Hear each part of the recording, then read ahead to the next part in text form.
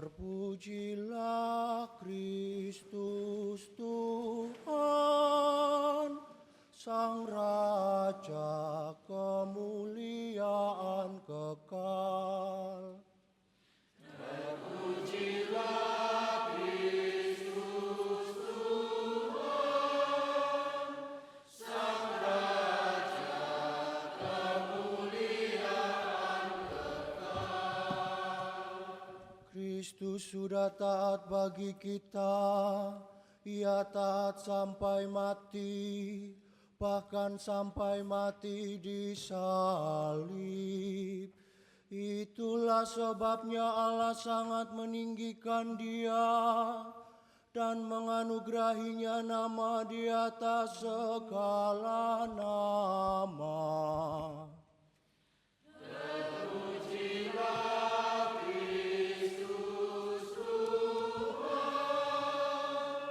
Sang Raja kemuliaan kekal.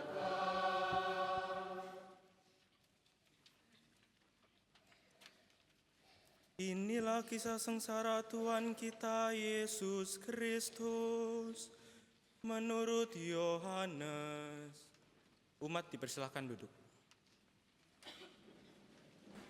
Seusai perjamuan Paskah, keluarlah Yesus dari ruang perjamuan bersama-sama dengan murid-muridnya, dan mereka pergi menyeberang lembah Kidron.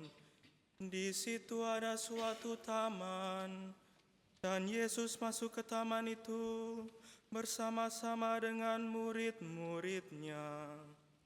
Yudas yang mengkhianati Yesus tahu juga tempat itu karena Yesus sering berkumpul di situ dengan murid-muridnya.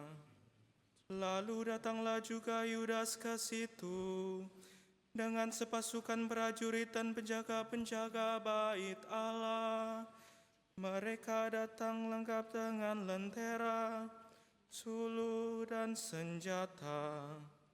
Yesus tahu semua yang akan menimpa dirinya, maka Ia maju ke depan dan berkata kepada mereka, "Siapakah yang kamu cari?" Jawab mereka, Yesus dari Nazaret.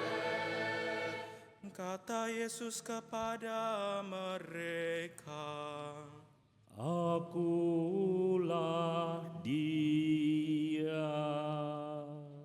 Yudas yang mengkhianati Yesus berdiri juga di situ bersama-sama mereka. Ketika Yesus berkata kepada mereka, "Akulah Dia," mundurlah mereka dan jatuh ke tanah. Maka Yesus bertanya pula, "Siapakah yang kamu cari?" Jawab mereka, Yesus dari Nazaret. Jawab Yesus, "Telah kukatakan kepadamu, Akulah Dia. Jika Aku yang kamu cari, biarkanlah mereka ini pergi." demikian hendaknya supaya digenapilah firman yang telah dikatakannya, dari mereka yang Engkau serahkan kepadaku, tidak seorang pun yang Aku biarkan binasa. Lalu Simon Petrus yang membawa pedang menghunus pedang itu, menetakannya kepada hamba imam besar dan memutuskan telinga kanannya. Nama hamba itu Malkus. Kata Yesus kepada Petrus, sarungkanlah pedangmu itu. Bukankah aku harus minum piala yang diberikan Bapa kepadaku? lalu pasukan prajurit serta perwiranya dan penjaga-penjaga yang disuruh oleh orang Yahudi itu menangkap Yesus dan membelenggu Dia. Mula-mula mereka membawanya kepada Hanas, karena Hanas adalah mertua Kayafas, yang pada tahun itu menjadi imam besar.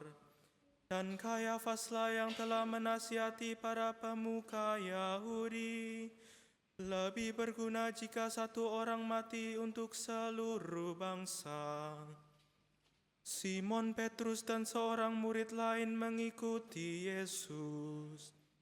Murid itu mengenal imam besar, dan ia masuk ke halaman istana imam besar itu. Tetapi Petrus tinggal di luar dekat pintu. Murid lain itu yang mengenal imam besar kembali keluar berbicara dengan perempuan penjaga pintu, lalu membawa Petrus masuk. Kata hamba perempuan penjaga itu kepada Petrus, "Bukankah engkau juga murid orang itu?" Jawab Petrus, Bukan. Sementara itu, hamba-hamba dan para penjaga bait Allah telah menyalakan api arang, sebab udaranya dingin waktu itu, dan mereka berdiri menghangatkan badan di situ. Petrus pun berdiri menghangatkan badan bersama-sama dengan mereka. Kemudian mulailah imam besar menanyai Yesus tentang para murid dan tentang ajarannya. Jawab Yesus kepadanya, Aku berbicara terus terang kepada dunia. Aku selalu mengajar di rumah-rumah ibadat dan di bait Allah, tempat semua orang Yahudi berkumpul. Aku tidak pernah berbicara sembunyi-sembunyi. Mengapa engkau menanyai aku? Tanyailah mereka yang telah mendengar apa yang aku katakan kepada mereka. Sungguh, mereka tahu apa yang telah aku katakan.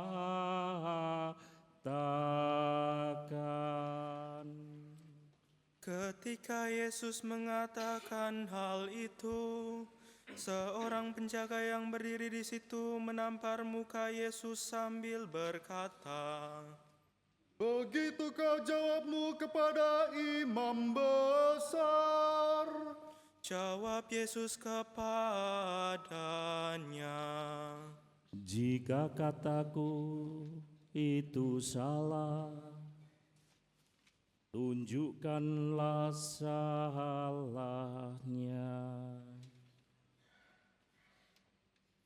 Tetapi jika benar,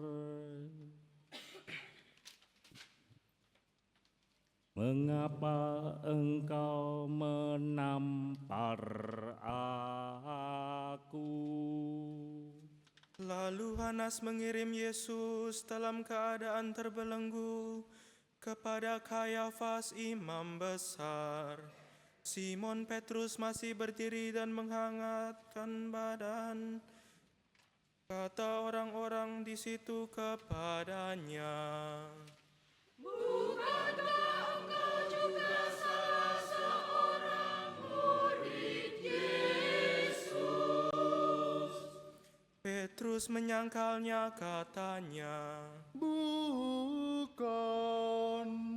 kata salah seorang hamba imam besar, keluarga dari hamba yang telinganya dipotong Petrus. Bukankah engkau kulihat di taman itu bersama-sama dengan Yesus? Petrus pun menyangkal lagi, dan seketika itu juga berkokoklah ayam. Keesokan harinya, ketika masih pagi, mereka membawa Yesus dari Kayafas ke istana gubernur.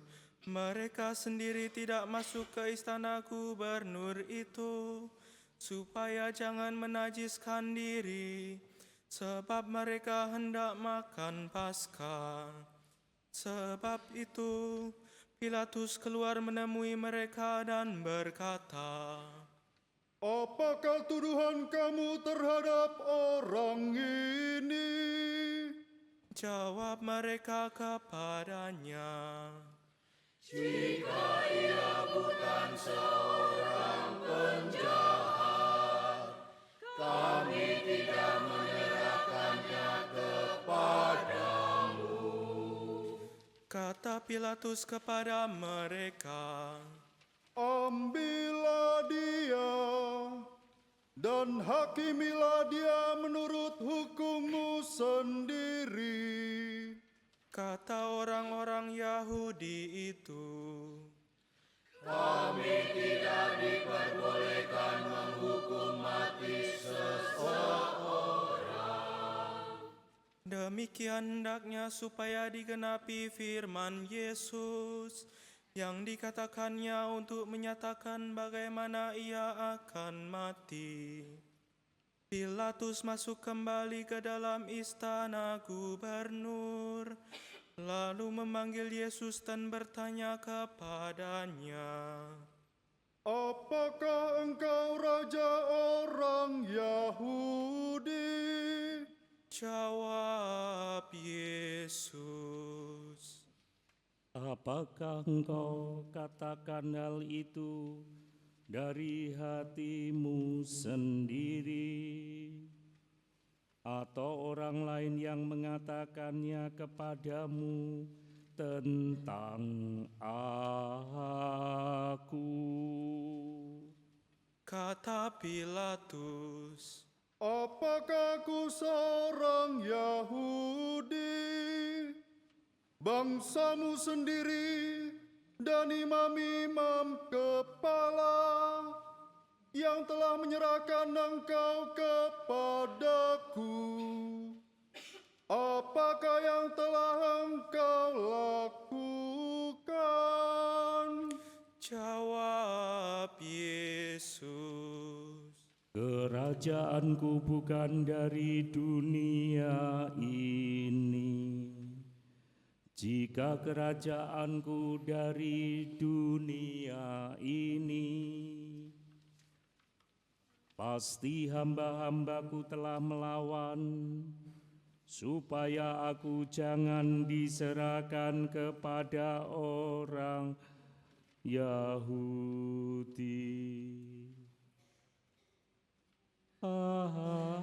Akan tetapi kerajaanku bukan dari sini.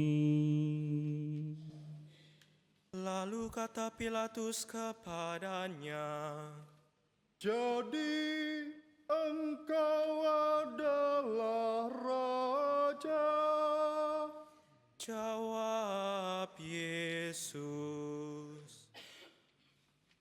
Engkau mengatakan bahwa aku adalah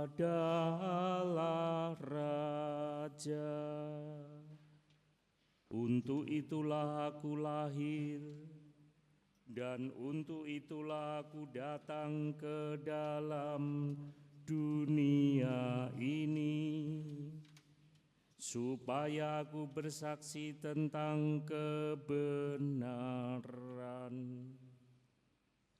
Setiap orang yang berasal dari kebenaran mendengarkan suaraku.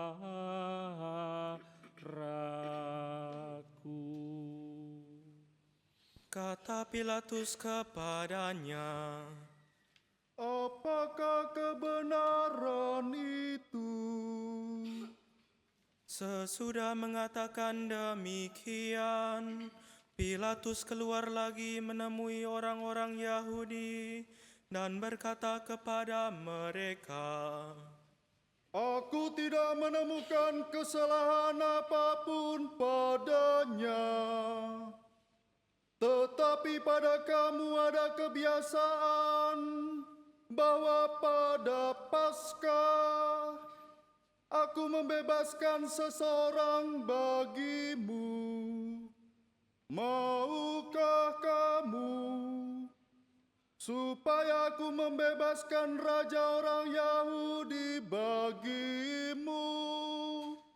mereka berteriak lagi, Jangan orang ini, melainkan Barabas. Barabas adalah seorang penyamun. Lalu Pilatus mengambil Yesus dan menyuruh orang-orang menyesah dia.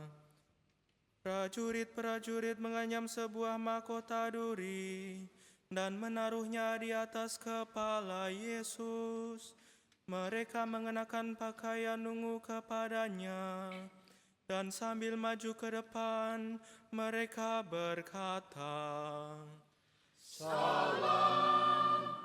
Hai Raja orang Yahudi.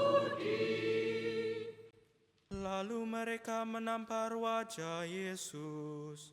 Pilatus keluar lagi dan berkata kepada orang-orang Yahudi, Lihatlah, aku membawa dia keluar kepada kamu, supaya kamu tahu bahwa aku tidak menemukan kesalahan apapun padanya. Lalu Yesus keluar, bermahkota duri dan berpakaian ungu. Kata Pilatus kepada mereka, Lihatlah orang ini. ketika para imam kepala dan penjaga-penjaga itu melihat Yesus, berteriaklah mereka, Salibkan dia, salibkan dia. Kata Pilatus kepada mereka, Ambil dia dan salibkan dia, sebab aku tidak menemukan kesalahan apapun padanya. jawab orang-orang Yahudi itu kepadanya, Kami mempunyai hukum, dan menurut hukum itu ia harus mati, sebab ia menganggap dirinya sebagai putra Allah. Ketika Pilatus mendengar perkataan itu, ia makin takut. Lalu ia masuk pula ke dalam istana gubernur dan berkata kepada Yesus, Dari manakah asalmu? tetapi Yesus tidak memberi jawab kepadanya. Maka kata Pilatus, Tidakkah engkau mau berbicara dengan aku?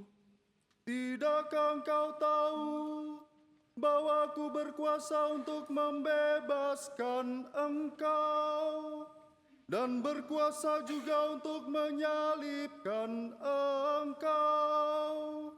Yesus menjawab,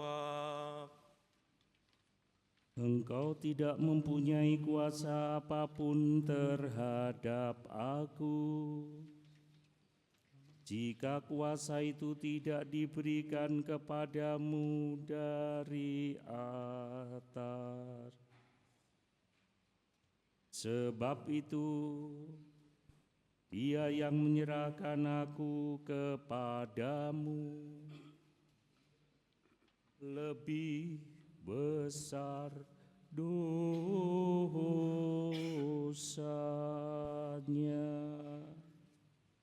Sejak itu Pilatus berusaha untuk membebaskan Yesus, tetapi orang-orang Yahudi berteriak, Jika engkau membebaskan orang ini, engkau bukanlah sahabat Kaisar. Setiap orang yang menganggap dirinya sebagai raja, ia melawan Kaisar. Ketika mendengar perkataan itu, Pilatus menyuruh Yesus keluar.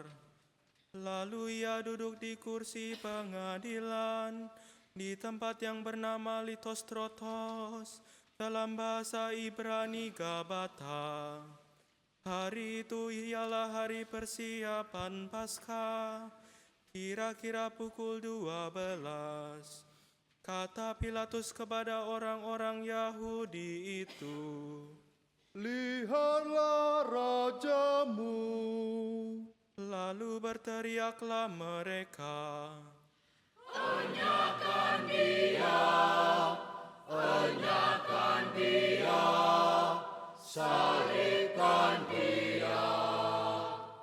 kata Pilatus kepada mereka, Haruskah aku menyalibkan rajamu? jawab imam-imam kepala, Kami tidak mempunyai raja selain Kaisar. Akhirnya Pilatus menyerahkan Yesus kepada mereka untuk disalibkan. Mereka menerima Yesus sambil memikul salibnya.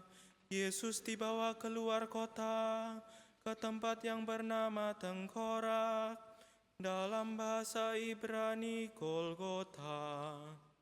Di situ Yesus disalibkan, dan bersama dengan Dia disalibkan juga dua orang lain, sebelah menyebelah, sedangkan Yesus di tengah-tengah.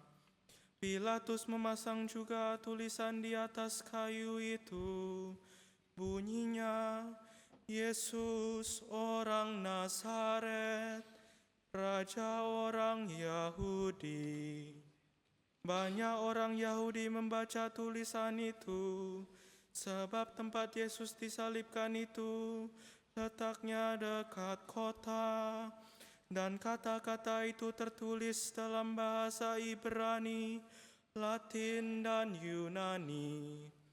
Lalu kata imam-imam kepala orang Yahudi kepada Pilatus, Jangan engkau menulis Raja orang Yahudi, melainkan ia mengatakan,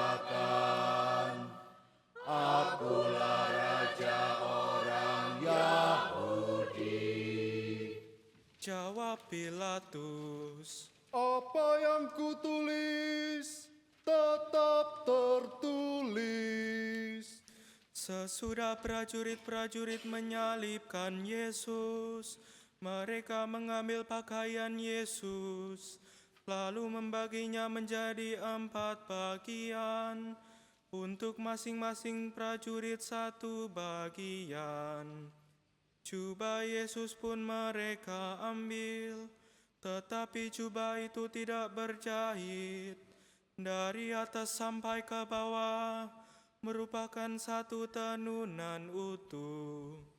Karena itu, mereka berkata seorang kepada yang lain, Janganlah kita membaginya menjadi beberapa potong, tetapi baiklah kita membuang undi untuk menentukan siapa yang akan mendapatnya.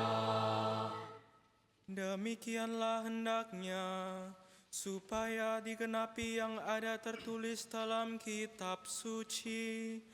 Mereka membagi-bagi pakaianku di antara mereka, dan membuang undi atas jubahku. Hal itu telah dilakukan prajurit-prajurit itu.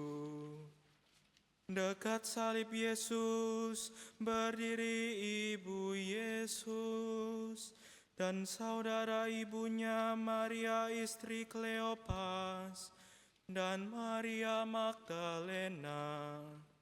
Ketika Yesus melihat ibunya dan murid yang dikasihi di sampingnya, berkatalah ia kepada ibunya, Ibu,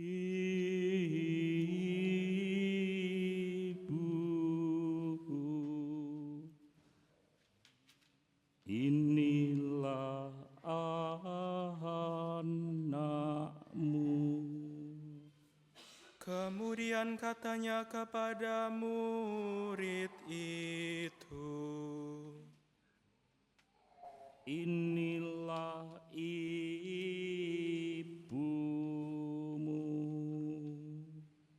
Sejak saat itu, murid itu menerima Maria dalam rumahnya. Sesudah itu, karena Yesus tahu bahwa segala sesuatu telah selesai, berkatalah ia, Aku haus. supaya genaplah yang ada tertulis dalam kitab suci. Di situ ada suatu bejana penuh anggur asam. Lalu mereka melilitkan bunga karang kepada sebatang hisop, mencelupkannya dalam anggur asam itu, lalu mengulurkannya ke mulut Yesus. Sesudah meminum anggur asam itu, berkatalah Yesus,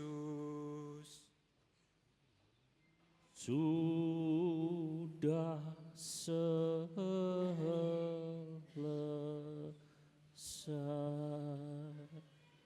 lalu Yesus menundukkan kepala dan menyerahkan nyawanya.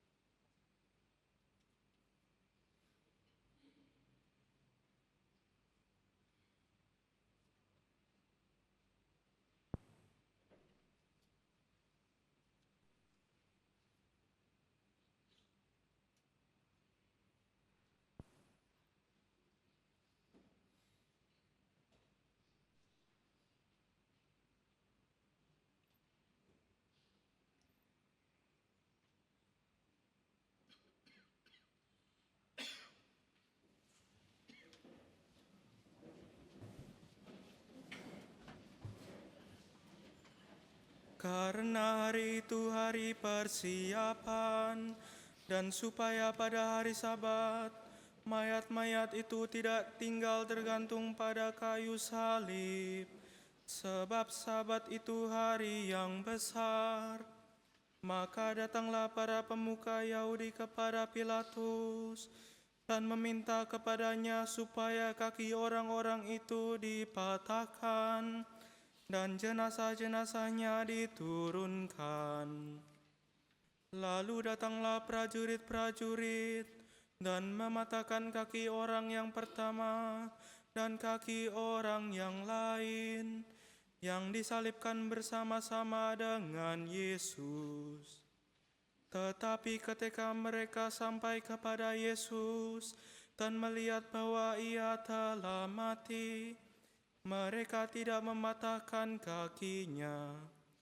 Tetapi seorang dari antara prajurit itu menikam lambung Yesus dengan tombak, dan segera mengalir keluar darah dan air.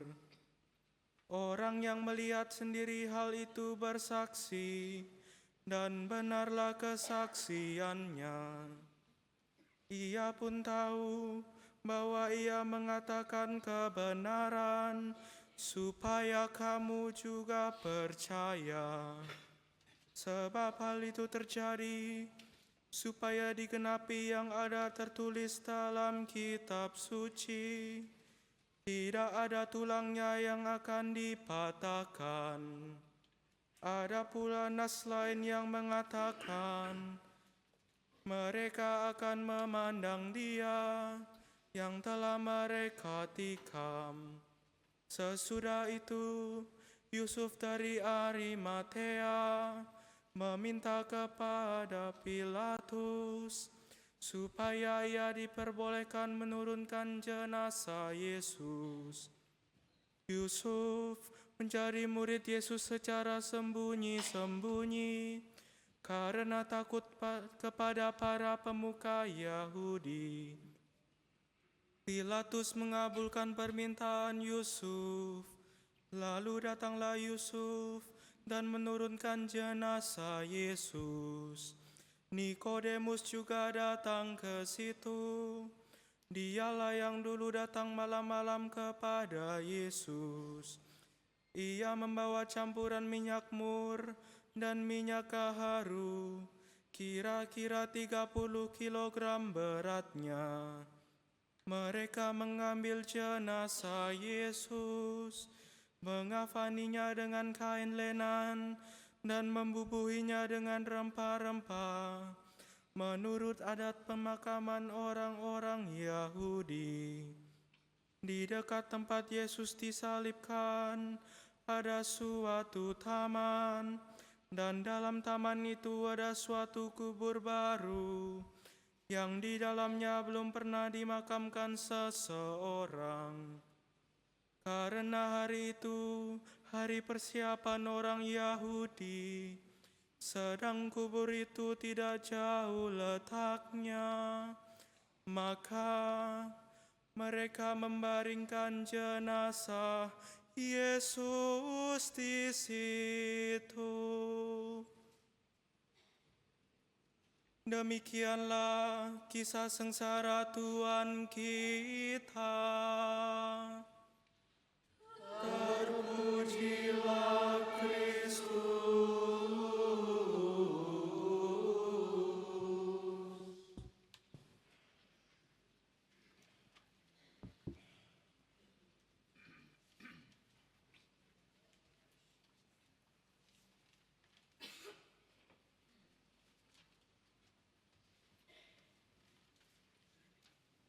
Kegagalan manusia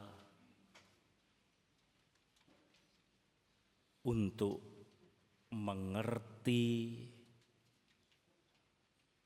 akan kehendak dan rencana kekal Allah. Artinya itu sulit sekali. Karena memang gagal manusia itu.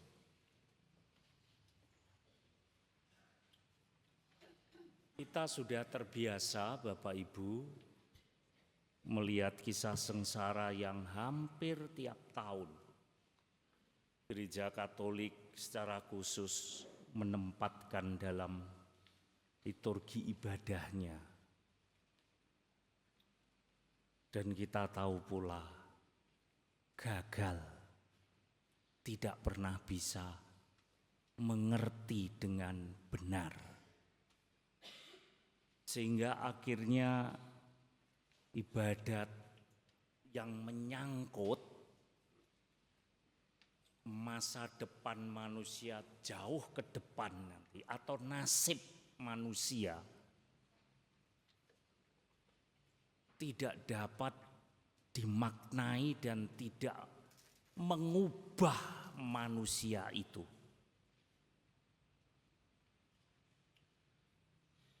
Akhirnya bergeser hanya menjadi suatu ritual. Dan kita mengira bahwa kalau kita hadir, tekun, menjalankan ritual-ritual dalam ibadah, kita sudah mengklaim, oh ini pengikut Kristus yang taat, yang berhasil.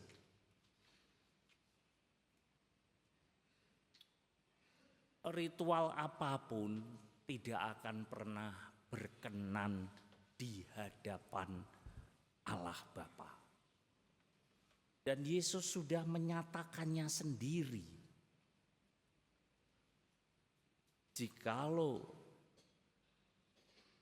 engkau ingin berkenan di hadirat Allah, kamu harus hidup di dalam roh dan kebenaran. Kamu harus hidup di dalam kekudusan. Kita melaksanakan ritual yang seperti ini. Selesai, emang enggak buat dosa. Mana akan berkenan ritual yang kamu lakukan? Kecuali jika setelah engkau mengadakan itu, manusia mau hidup di dalam kekudusan. Artinya apa? Dia tidak mau lagi hidup dalam kedosaan.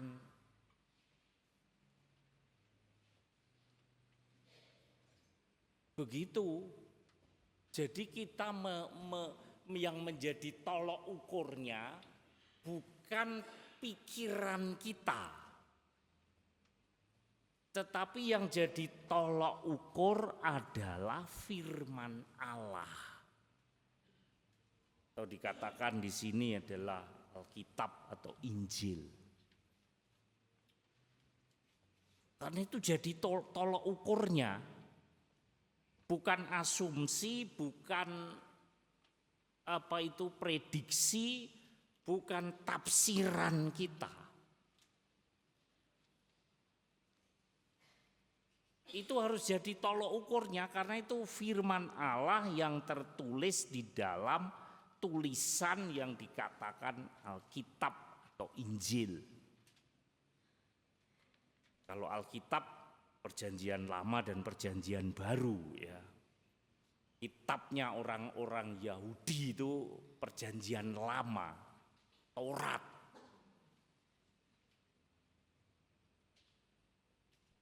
Kitabnya Musa itu. Sedangkan kitabnya Yesus adalah Injil. Tapi karena ada kaitannya, maka mau tidak mau ya menjadi Alkitab, yaitu Perjanjian Lama dan Baru.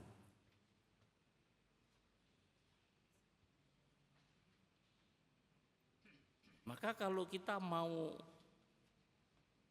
bisa seperti yang dikehendaki Allah adalah, sudahkah hidupku sesuai dengan firman yang ada di dalam Alkitab atau Injil, itulah gampangannya yang lebih mudah, Injil Alkitab karena masih berbaur dengan Taurat atau Perjanjian Lama. Wis Injil ae lah. Perjanjian Lama kitab sejarah, kita tidak hidup di zaman orang Yahudi, ya. Yang paling tepat adalah ya Injil, tolak ukurnya orang murid Kristus itu Injil, siapapun dia. Mau orang biasa, mau orang kaya, orang sederhana, pejabat, politikus, pedagang, atau mungkin ya lebih agak rohani sedikit, para biarawan-biarawati, suster, pastor maupun uskup sendiri, Bapak Suci sendiri. Tolok ukurnya harus Injil, bukan yang jadi tolok ukur kita. Kalau dikaplok bales kaplok wis ukut podo wis tetek, itu ra ukuran kita. Di ukurannya Yesus Injil piye? Kalau kau ditampar pipi kirimu apa? Berikan kanan. Kau kan bales. Kaplok yo bales kaplok. Selesai. Berarti tolok ukurmu siapa? Ya dirimu sendiri, dunia itu.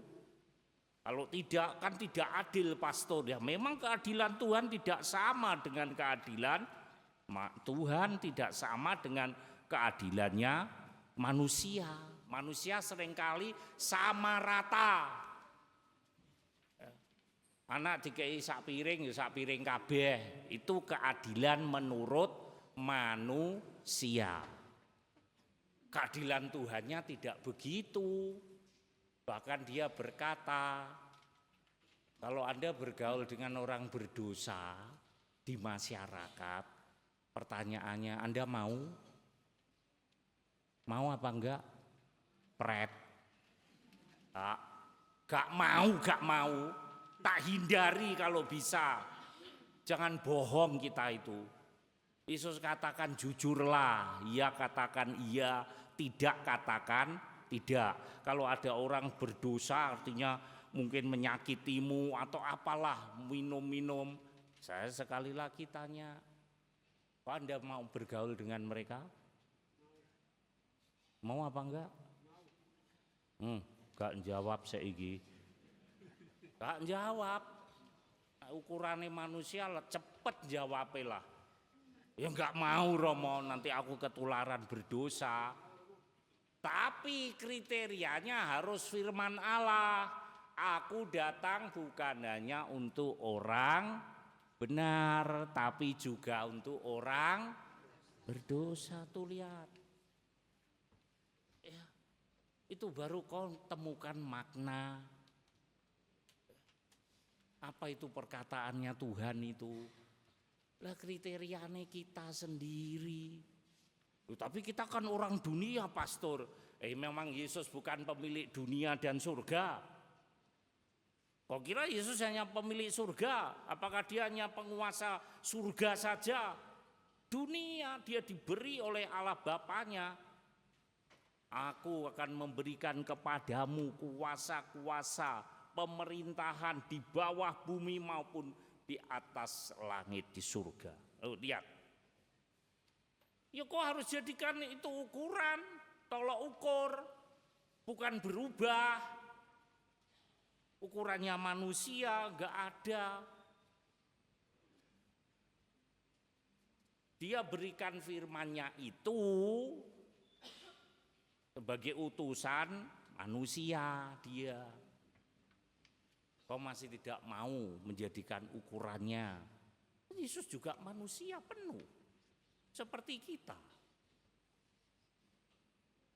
Karena itu sudah setiap tahun ya, bahkan di luar apa itu tahunan, misalnya Anda nonton film ya.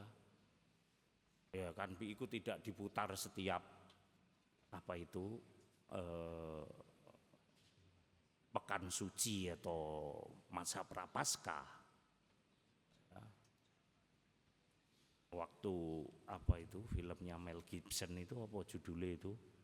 Gak lupa, The Passion, ya. Apakah itu kok nontonnya pada waktu masa Prapaskah? Enggak. Saya biasa pun yo ndelok, masa apa ndelok, lihat. Dan pasti yang muncul pertama kali itu ketidaktahuan kita. Kalau kau lihat film The Passion itu,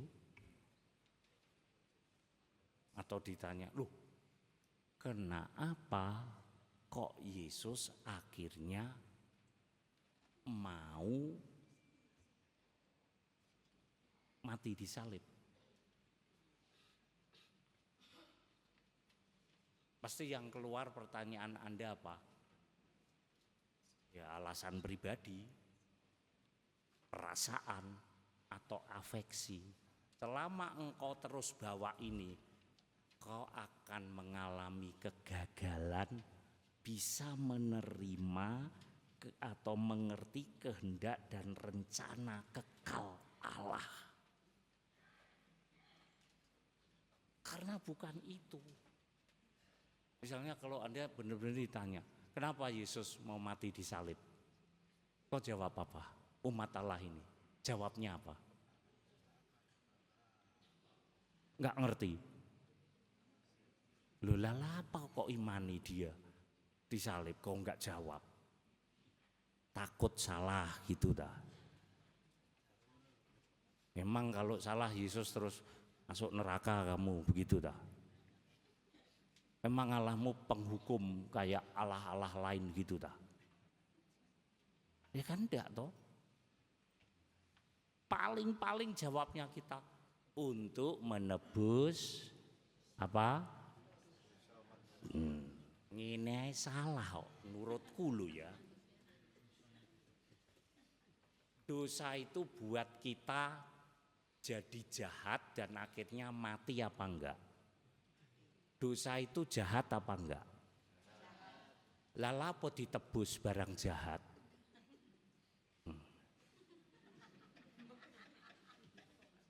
Dosa kan yang buat kita mati. Dosa itu kan bentuk kejahatan, bentuk penyangkalan, penolakan, kan ketaatan kepada Allah dan Yesus. Ngapain ditebus? Untuk apa? Gini aja sudah tidak pas loh. Ya, jawaban ini pun sebetulnya tidak salah sih, tapi tidak penuh dalam arti kebenaran yang paling atas, kebenaran paling bawah. Menebus dosa dengan menebus manusia yang berdosa beda apa enggak? Nah, makanya kalau orang Yesus datang ke dunia untuk menebus manusia yang berdosa, bukan dosanya. Ini orang yang sok tahu menurut saya dengan mantap menebus dosa pastor. Lah apa dosa ditebus? Apalagi Yesus nanti datang setelah dia itu bangkit, datang kedua kali. Ini orang karena tidak pakai firman Allah, dia berkata itu satu pertama apa? Untuk membunuh babi-babi. Ngapain gitu loh? Babi dipangan enak pora? Saya takok. Lah apa dibunuh dia datang kedua kali untuk membunuh babi?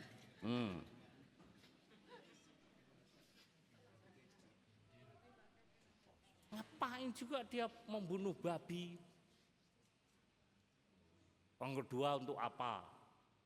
Mematahkan kayu salib. Buat apa kayu salib dipatahkan? Dengan apa itu berjalannya waktu, lama-lama kayu itu bisa patah sendiri enggak? Hah? Bisa. Ngapain Yesus turun ke dunia kedua kali mematahkan kayu? Matahkan kayu enggak usah Yesus turun atau datang lagi. Golekno geraji, tak geraji ini aku yo iso kok mematahkan. Ngapain?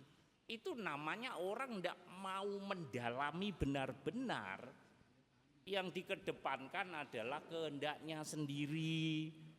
Ya, itu salah satu pertanyaan-pertanyaan yang seringkali kita menjawabnya begitu. Ya, yang kedua soal perasaan. Kalau engkau entah itu didramakan, entah itu jalan salib biasa begitu, entah engkau nonton filmnya.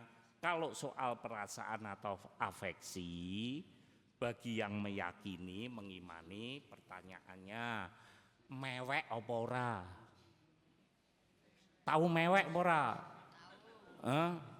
NTT ambek Batak iki iso-iso gak ngerti mewek iku. Mewek iku nangis.